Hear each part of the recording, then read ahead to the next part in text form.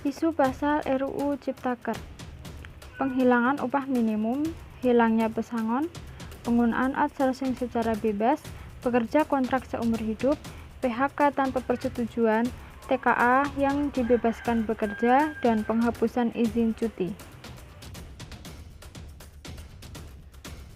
DPR telah mengesahkan rancangan undang-undang tentang Omnibus Law Cipta Kerja menjadi undang-undang dalam rapat paripurna yang digelar Senin 5 Oktober.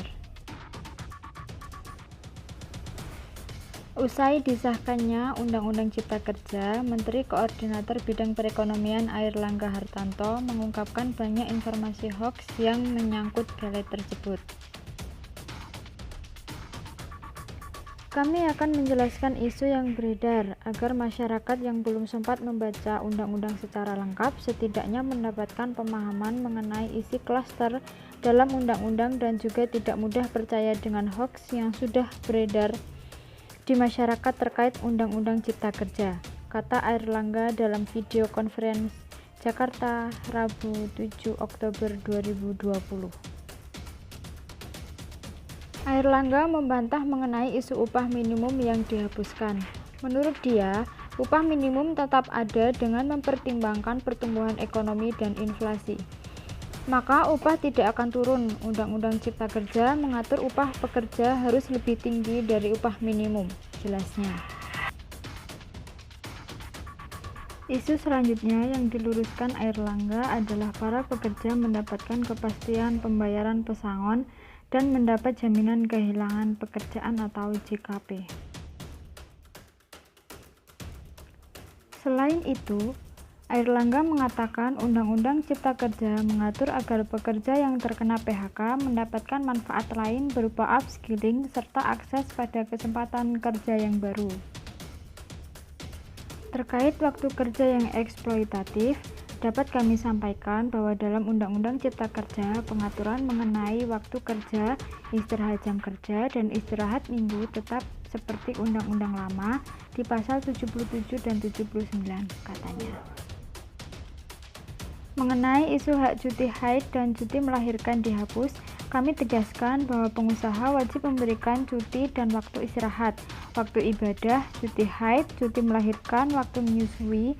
Kami tegaskan tidak dihapus dan tetap sesuai undang-undang lama, katanya. Isu lain yang diluruskan juga mengenai pekerja outsourcing diganti dengan kontrak seumur hidup dan tidak mendapatkan jaminan pensiun. Ia juga mengatakan di Undang-Undang Cipta Kerja, pekerja outsourcing baik yang kontrak maupun yang tetap akan mendapatkan jaminan perlindungan upah dan kesejahteraan.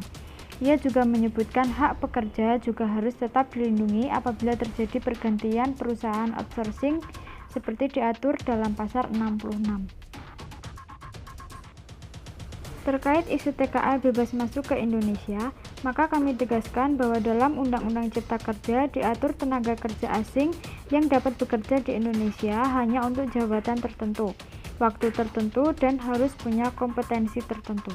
Kemudian, perusahaan yang mempekerjakan TKA wajib memiliki rencana penggunaan tenaga kerja asing atau RPTKA, ungkapnya. Namun, proses penyusunan yang tergesa dan serba kilat menumbuhkan prasangka buruk dari segenap warga.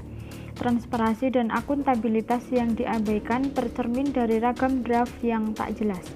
Kita sulit mengakses draft dan naskah yang resmi. Mengapa? Apakah ada yang ingin disembunyikan dan ditutup-tutupi? Berbagai pertanyaan muncul menyebabkan kecurigaan dari berbagai kalangan. Bahkan di tengah pandemi, mengapa tidak fokus ke penyelesaian pandemi dulu? Bahkan naskah yang disahkan dan dikirim ke Presiden itu berbeda.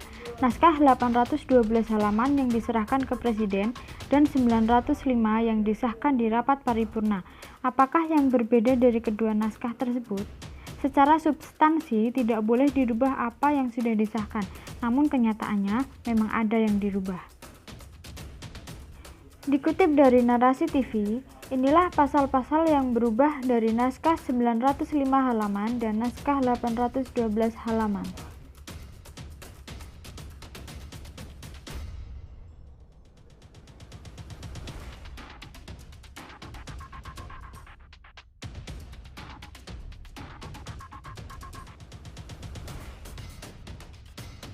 Pada Undang-Undang Nomor 12 Tahun 2011 mengandung isi tentang pembentukan peraturan perundang-undangan.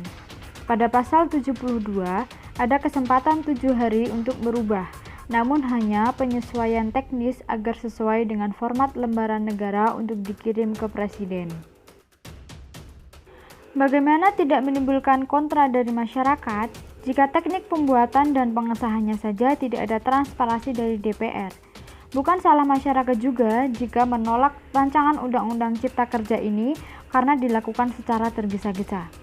Pemerintah juga harus menjelaskan secara detail perubahan-perubahan yang terjadi karena memang saat di pengadilan pun hakim membacakan pasalnya secara detail dan terperinci. Menurut pandangan saya, ini hanya soal miscommunication antara DPR dan masyarakat. Saya percaya wakil rakyat tidak akan menyengsarakan rakyat, namun memang harus ada transparansi dan tanpa tergesa-gesa dalam mengambil keputusan. Semoga Undang-Undang Cipta Kerja yang baru memang betul mensejahterakan rakyat dan tidak untuk kepentingan sebagian golongan. Sekian.